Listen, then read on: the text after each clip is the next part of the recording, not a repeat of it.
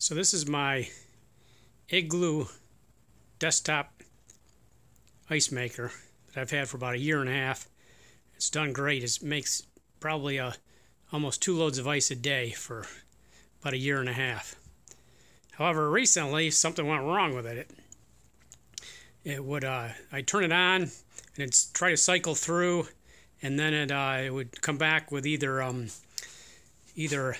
the add water light came on or the ice fill light came on. It was kind of weird, but there was water in it, and the ice wasn't full, obviously, because it wasn't making any ice.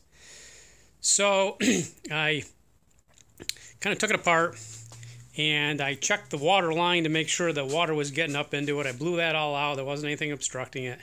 The pump wasn't even turning on. So I started looking through different things, and there's 2 limit switches right here that hit by this cam, and the cam is attached to the end of the tray that the water sits in when it makes the ice. And I don't know if you can hear it or not, but when you push up on these switches, you should be able to hear a click. And you have tactile feedback of it clicking. Well, the one that was right here wasn't clicking at all. It was stuck on.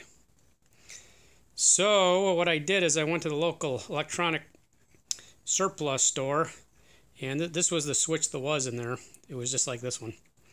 And I found a switch identical to it, except it didn't have this little lever on it. So I took the switch apart that I got, and I took the old switch apart and put the lever into this one and put it back together, and voila, that fixed the problem.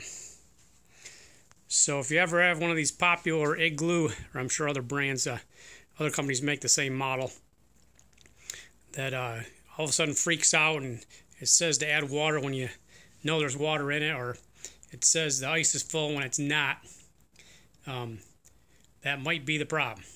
Hope it helps.